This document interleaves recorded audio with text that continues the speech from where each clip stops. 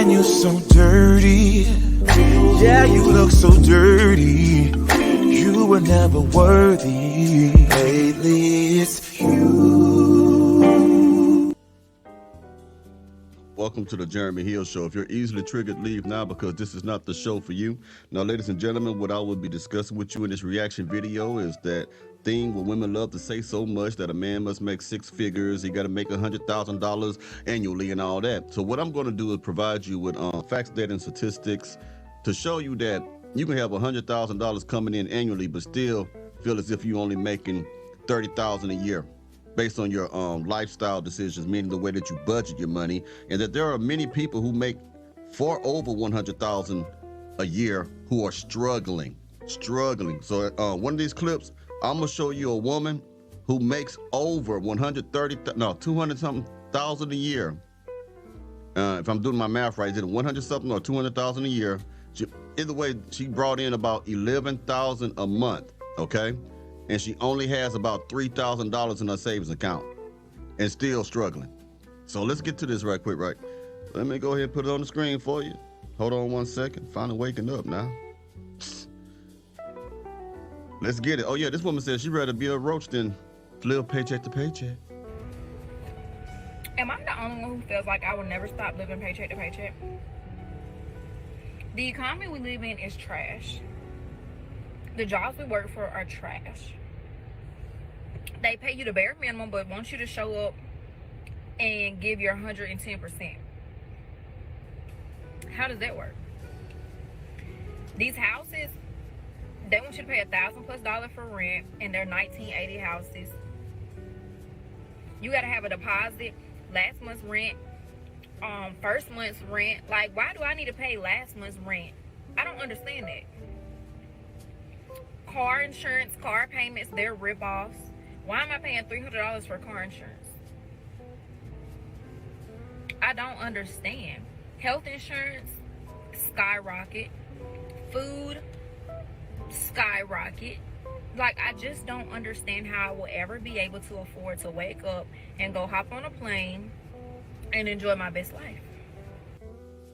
I tell you something, you never will, most likely. I'm gonna tell you why, and they ain't trying to be mean.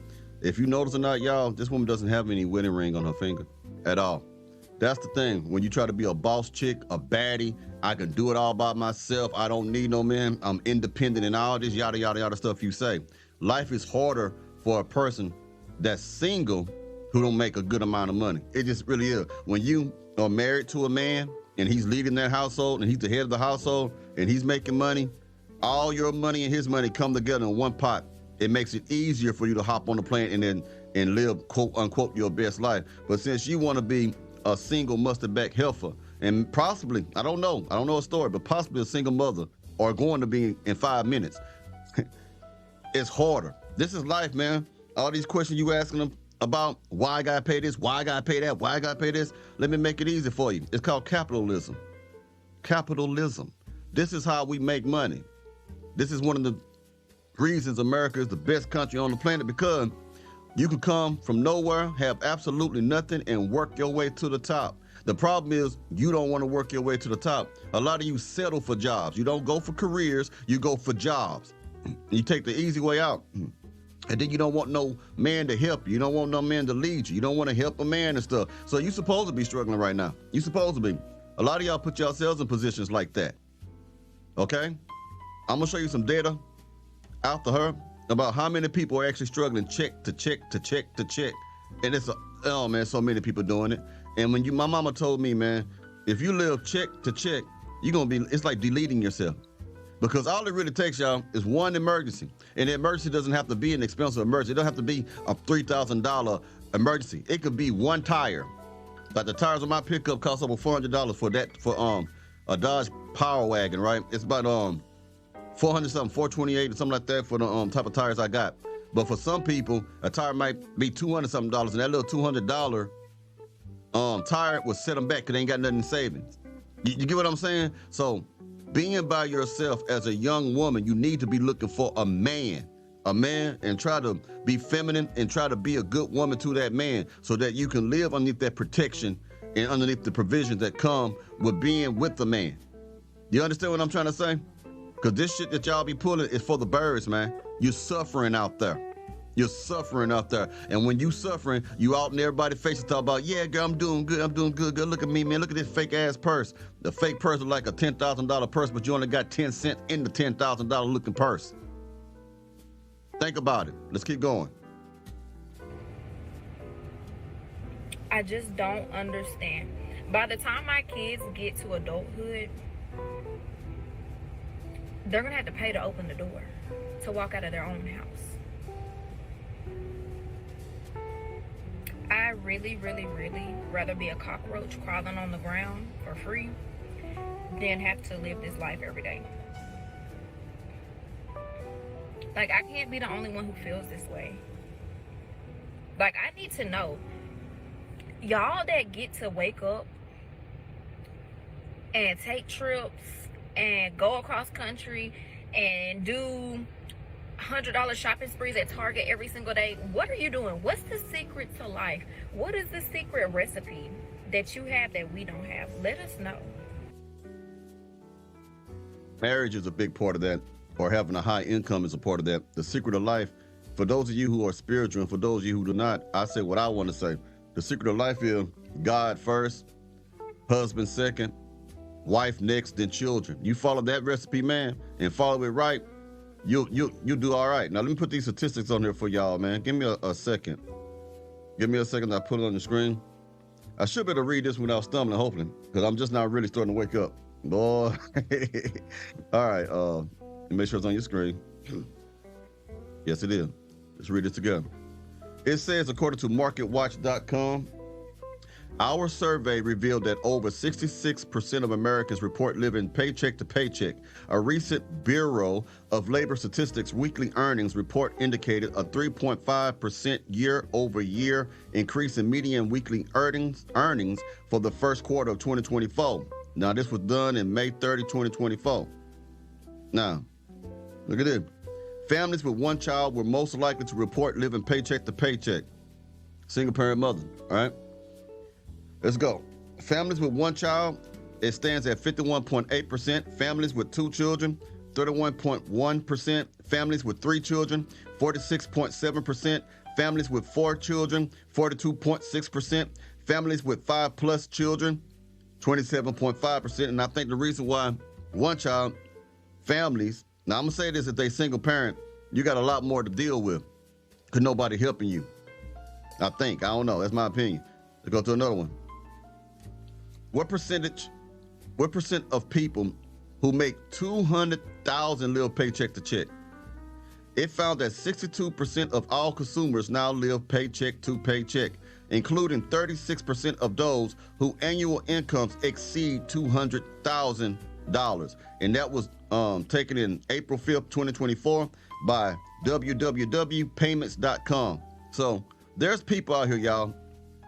People out here who make almost $250,000 who are struggling. You know why? Because it looked like they're doing well because they can afford all these nice Porsches, these Maybachs, these Lamborghinis and stuff. So automatically you think, oh, they got money.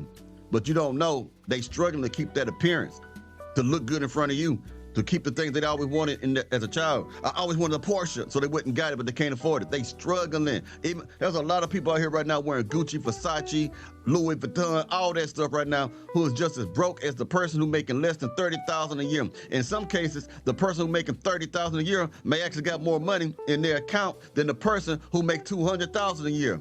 You want me to prove that? You know Mr. Hill can prove everything he talk about, right? So let me go ahead and let me prove it to you right quick. 1 second. I want you to hear this, man. This is a story I told about that person. This is going to blow your mind, Jack. Well, it did mine anyway. Okay, let's get it. You make $130,000 a year and you're freaking broke. That's what you know what I'm worried about? You make $130,000 a year and you're freaking broke. That's what I'm worried about. I just got remarried in October. Between our combined finances, we're bringing in about $11,500 a month, and still feel like we can't. We've only got about $3,000 in our savings, and not able to really contribute to retirement or anything like that. So trying to figure out how much debt do you have? So student debt, we've got about 140,000. Who's the lawyer? Credit. I'm the mental health therapist. Ah, okay. So I've got about 90. He has about 40, and that was, you know, from his parents pushing him to go to college. So he has debt with no real. What other debt have you Nothing got? really to show for it. Car payments. How much? About 60,000 total in our cars. You owe 60 on your cars. Okay. And then we've got a mortgage that's got about 240,000. That's as far as debt goes. How quickly could you pay off? You know, could you throw $3,000, $4,000, $5,000 a month at the smallest debt? What's holding you back? I think for me, it's the fear with my daughter, making sure that we have enough. Because with me being self-employed and him doing construction and things like that, I get worried about catastrophic expenses. You know what I'm worried about? You make $130,000 a year and you're freaking broke. That's what I'm worried about. I think you need to be worried about that. You're driving cars you can't afford, and you have a lifestyle that's absolutely asinine. And that's nothing to do with a 9-year-old. What? Exactly what my point was a while ago. A lot of these people, ladies and gentlemen, make good money. You heard what her profession is. You heard what her husband's profession is. You heard about $11,000 coming in a month, but they are living lifestyles. Look, there is a such thing as a lifestyle that you cannot afford, even if you're a billionaire, okay? And people don't understand that.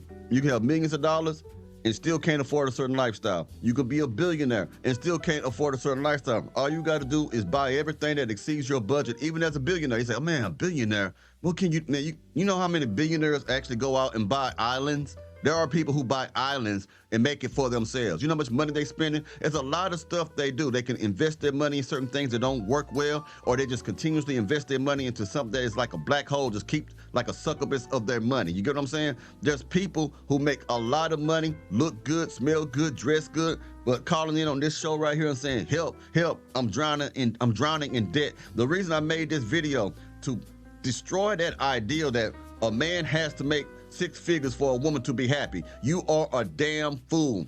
What good is having 6 figures if you cannot budget your money? What good is making 6 figures if you decide to live beyond your means? Because that's what it is. You can live a happy life, a successful life, a comfortable life, making under 60,000. You don't have to be upper middle class either. Upper middle class is, I think, 55 and above. But you don't have to be upper middle class. You don't have to be rich. You don't have to be filthy rich to live a comfortable life. All you have to do is budget your money, be content, because that's the biggest problem among our women, our black women, is never content. No matter what you buy them, no matter what you do for them, no matter how quick you do it, they're not content. They always want the next thing. They are always in competition with their peers. You understand what I'm saying to you, Jack? That's why. So the dollar amount is not that important, but money is important at the same time, because money represents a warm bed that you can sleep in underneath a nice home when it's raining outside. Money represents good health care when you can't, that deductible and all. Money is just as important as food, water, shelter, okay? They used to say just food, water, and shelter are the most important things. That's a lie now. It's food, water, shelter, and money, all right? Money is not everything, but money can be everything in certain situations. You understand what I'm saying? Keep your faith in God, of course, but at the same time, you need to understand the importance of making money, and also understand that money is not the cure for everything, man. A man who makes $70,000 or less, a man who makes $50,000 a year or less, a man who makes $30,000 a year or less, who is happy with himself, who's content with himself, and willing to treat a woman right, is more valuable than a man who makes 6 figures, who don't give a damn about the woman, who like to drop kick her out the window and shit and be abusive to her. Do you understand? Y'all women got y'all priorities and values and outlooks on life in the wrong areas. Y'all think ass backwards, in my most humble opinion. And this is for extra educational purposes. Let's keep going. What does she need that's thousands of dollars a month worth? It's more just in case. Yeah. Well, there's no bit, but you're not doing anything about it. You got $3,000. So that's a complete red herring. That's absolutely, you're doing nothing about that except creating anxiety.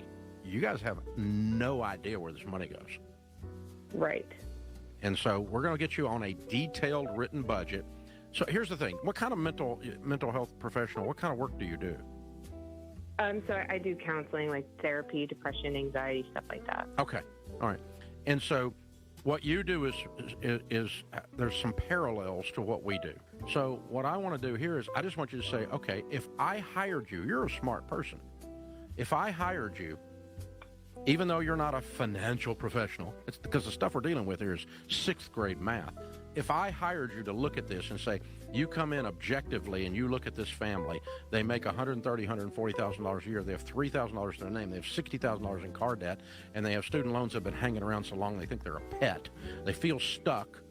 You could objectively look in from the outside like you do every day and look at this the way George and I are looking at it right now going, these people need to tighten things up. They need to sell a car or two. They're not going on vacation because they're broke.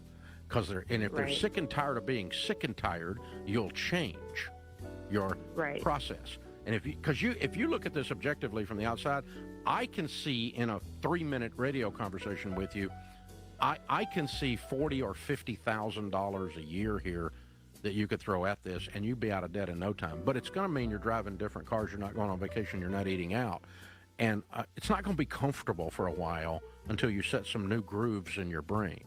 Yeah. The way we say it is you live like no one else so that later you can live and give like no one else. So if I were prescribing to you from the outside looking in, the way I'm asking you to do for yourself, I could look at these numbers and say these people have a really tough 2.5 years ahead of them so that they have an awesome life the rest of their life. Everything that man said made perfect sense, didn't it? Let's go into another family. 2 black people, middle-aged or older, who actually bring in 6 figures and were broke. So I'm bringing you facts, man. Everything I say, I prove. You get what I'm saying? It ain't just opinions. You know, I give you my analytical commentary, but I want y'all to, this whole idea of 6 figures, he got to make 6 figures is a bunch of BS, man. Because even if he makes 6 figures and he's doing well, you're going to bankrupt him.